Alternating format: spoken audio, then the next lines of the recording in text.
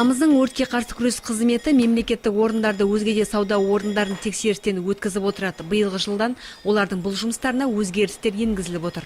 Сейчас, согласно данного закона, Бұған дейін біз сауда нысандарына тексеру жүргізгенімізде прокуратура мамандарына еш мәлімет бермейтінбіз. Енді биылғы жылдан бастап сауда орындарын тексерер болсақ, бұл жайында прокуратура қызметкерлеріне бір тәулік бұрын хабар беріп, және бұл тексерістерді міндетті түрде тіркеуге аламыз. Жалпы қалада мамандар мемлекеттік мекемелерді жоспарлы тексерістен өткізеді. Мұндай жоспарлы тексерістер жүргізбес бұрын мамандар аталмыш мекеме басшылығын 30 күн бұрын хабардар етіп қояды. Сонымен қатар елімізде өрт қауіпсіздігін сақтамауға қатысты салынатын айыппұл мөлшеріне де өзгеріс енгізілді.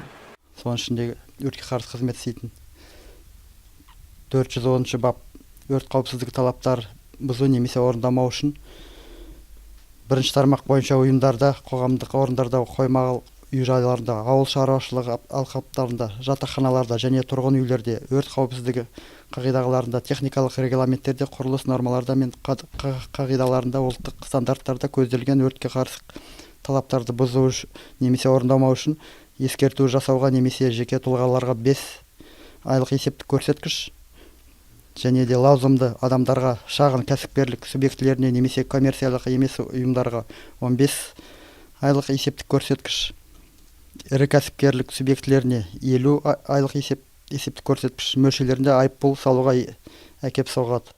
Яғни бұрын өрт қауіпсіздігін сақтамаған жеке тұлғаларға 3 айлық есептік көрсеткішке дейін айыппұл салынса, енді ол 5 айлық есептік көрсеткішке ауысты. Ал жауапты тұлғаларға бұл айыппұл мөлшері 15 айлық есептік көрсеткіш көлемінде болып отыр. Өртке қарсы күрес қызметінің мамандары өздерінің жоспарлы тексерістерін үстіміздегі жылдың алғашқы 90-ында мемлекеттік мекемелерде жүргізбек.